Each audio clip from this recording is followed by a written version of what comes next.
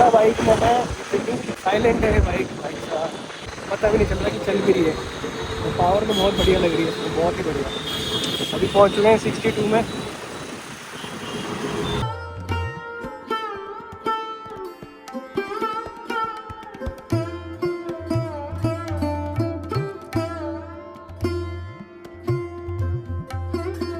तो मैं आया था अभी कोरंथम में, और कोरंथम में मिली है होने वाली दुल्हन। एक तो ऑलरेडी दुल्हन बन चुकी है और ये होने वाली दुल्हन है। हो गई सारी तैयारियां? सब कुछ हो गया, सब कुछ हो गया, डन है। पहुंच जाना टाइम से। बिल्कुल पहुंच जाएंगे, पहुंच जाएंगे। और दूल्हे की तैयारी कैसे हो चल रही है? उसको तो एंड टाइम पे होगा, लास्ट मिनट है। 24 को होगा। 24 को होगा उसको। तो नर्वसनेस फील हो रही नहीं हो रही है? नहीं हो रही बिल्कुल भी?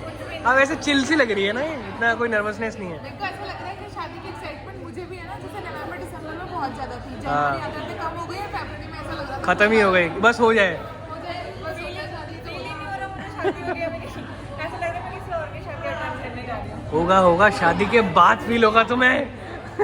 तो भाई बढ़िया से जो है घर पहुंच चुके हैं, और फिलहाल जो है आजकल क्या, कल रात को जो है मम्मी पापा लोग गांव निकल चुके हैं। हमारे गांव उत्तराखंड पौड़ी गढ़वाल कठूली गांव में। ये आपको पता है कि लास्ट 1-2 वीक पहले जो है मेरे छोटे ताऊ जी एक्सपायर हो गए थे। तो कुछ रिचुअल्स हैं जो गांव में जाके जो है वो कंप्लीट करने होते हैं। इसीलिए जो है ताई जी लोग और मम्मी लोग पापा लोग जो है वो सारे के सारे अभी गाँव जा रखे कठूली।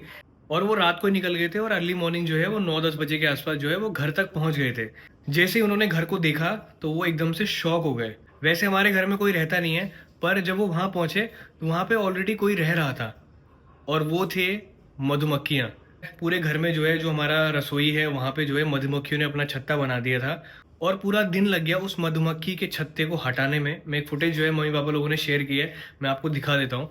सुबह 10 बजे पहुंचे, और रात को 8:30-9 बजे के आसपास जो है वो उन्होंने घर में एंट्री ली है। वहां पे आग वाग जलाई मधुमक्खियों को भगाने के लिए। उसके बाद जो है पूरा लीपा लापी सब कुछ हुआ है, और सारे की सारी मधुमक्खियां उसके बाद जा चुकी थी। उसके बाद फाइनली जो है वो घर में एंट्री हुई है।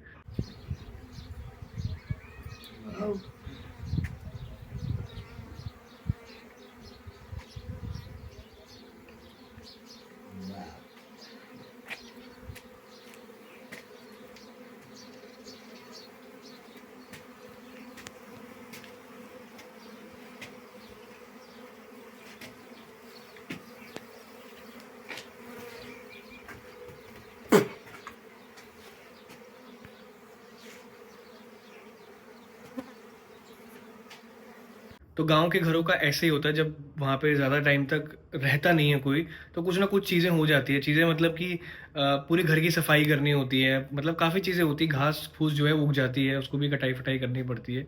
घर जाना भी जो है वो एक बहुत बड़ा टास्क है, घर को पूरा मैनेज करके उसको स्टेबल करना। और मेरी बाइक में क्या क्या नुकसान हुआ है वो मैं आज आपको बताने वाला हूँ, कि जब बाइक गिरी तो कहाँ कहाँ पे बाइक को लगी और कहाँ कहाँ पे कितना नुकसान हुआ है। देखते हैं एक बार, क्योंकि क्लेम में डालने का इसको टाइम आ चुका है। इंश्योरेंस करा रखा था बाइक का, तो अभी जो है वो मैंने जस्ट अभी पॉलिसी वालों से मैंने बात की है, तो उन्होंने जो है इसका एस्टिमेट मांगा कि कितना क्या डैमेज आपको एस्टिमेट बना के देना पड़ेगा। ऑथराइज्ड डीलर से, यानी कि होंडा शोरूम से जो है मैं अभी इसका एस्टिमेट बनाऊँ। उससे पहले मैं आपको दिखा देता हूँ कि डैमेज कितना आया था बाइक में। तो ये रखी हुई बाइक पूरा 6 तारीख से जो है ऑलमोस्ट 10 से 12 दिन हो चुके हैं। बाइक को मैंने हाथ भी नहीं लगाया अभी तक। और डैमेज की अगर मैं बात करूं, सबसे पहला डैमेज तो आप ये देखो, लोगो जो है इसका जा चुका है पूरा, यहाँ पे खरोड़े मर चुके हैं। दूसरा डैमेज हैंडल में आप देखो, ये हैंडल पूरा बेंड हो रखा है, यहाँ से पूरा बिल्कुल बेंड हो चुका है। नॉर्मल हैंडल ये है, बट ये ऐसा बेंड हो चुका है। साइड से ये टूट चुका है सपोर्टर इसका। और ये लीवर देखो आप, ये लीवर भी जो है बिल्कुल सीधा हो गया है, जबकि लीवर होना चाहिए ऐसे, लीवर होना चाहिए ऐसा आपका, ये बिल्कुल ऐसा हो रखा है। इसका ग्लास टूट रखा है, ठीक है। यहाँ पे कोई डैमेज मुझे लग नहीं रहा है कुछ खास, हल्की सी लाइट यहाँ पे स्क्रैच आ रखी है, कोई दिक्कत नहीं इसकी। मेन ये सपोर्टर था, ये भी मेरे ख्याल से टेढ़ा हो रखा है, ये अंदर की तरफ जा रखा है, यानी कि जब बाइक घिसी होगी तो ये अंदर की तरफ होगी, लेकिन इसने ये ले लिया है पूरा। देखो ये लोहे का निशान पूरा ले रखा है। ये जो लीवर है, ये ब्रेक लीवर है, ब्रेक लीवर भी घिसा है यहाँ से कोने से, तो ये अंदर की तरफ जा रखा है थोड़ा। उसके बाद डैमेज में ये देखो, ये पूरा घिस रखा है पूरा कोने में। तो इसका तो नुकसान नहीं हुआ है तो ठीक है। इस वाले में ये घिस रखा है पूरा, और यहाँ पे शायद क्रैक भी आ रखा है, क्या है ये?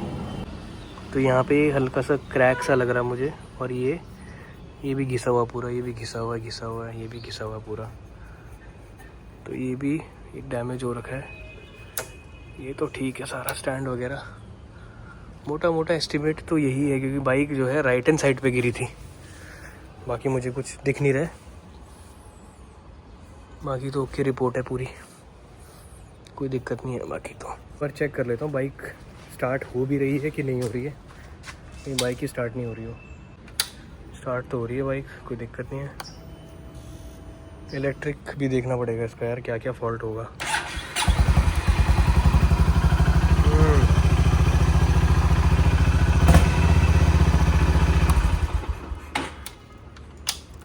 लाइट में यहाँ पे भी डैमेज हो रखा है, ये भी देखना पड़ेगा।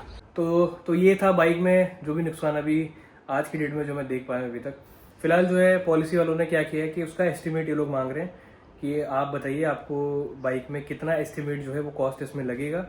उसके बाद जो भी डॉक्यूमेंटेशन है वो प्रोसेस होगा, मतलब जो भी मेरा डॉक्यूमेंट लगेगा, लाइसेंस, आधार कार्ड वगैरह, फिर डैमेज का पूरा रिपोर्ट जाएगा, फिर होंडा से जो है वो बिल बन के एस्टिमेट उनके पास जाएगा, फिर उसके बाद जो है वो प्रोसेस होगा। उसके बाद पॉलिसी वाले ये भी करते हैं कि वो एस्टिमेट देखने आते भी हैं कि एक्चुअली में बाइक में इतना खर्चा लगेगा नहीं लगेगा, डैमेज इतना हुआ भी है कि नहीं हुआ है। वो तो होंडा वालों का और उनका अपना प्रोसीजर है। बाइक में काम होते ही जो है बाद में बाइक जो है वो डिलीवर हो जाएगी। बट फिलहाल जो है मुझे लगता है कि मोटा मोटा 4 से 5 दिन कहीं नहीं गए जो कि बाइक में लगने वाले हैं रिपेयरिंग में। और फिलहाल हेल्थ अपडेट ये है कि सब कुछ चीज़ें जो है वो अच्छे से रिकवर हो रही हैं। आप देख सकते हो मेरे हाथ में जो बड़ा सा घाव था वो बहुत अच्छे से जो है वो मॉल गया है। हमारे गढ़वाले में बोलते हैं मॉल गया, घाव अच्छे से मॉल गया है। जो पैर वाला घाव था वो भी अच्छे से मॉल गया है, बस ये 2 जगह रहती हैं जहाँ पे पपड़ी लग रखी है। बाकी धीरे धीरे जो है रिकवर हो रहे हैं बढ़िया तरीके से। और ऑफिस जाना तो मैंने शुरू कर ही दिया है। फिलहाल इस ब्लॉग को यहीं पे एंड करते हैं। आई होप कि आप लोगों को ब्लॉग अच्छा लगा होगा। अच्छा लगा है तो लाइक, कमेंट, शेयर, सब्सक्राइब करके ज़रूर जाना। आपसे मिलते हैं अगले ब्लॉग में। जय देवभूमि, जय उत्तराखंड, जय बद्री विशाल।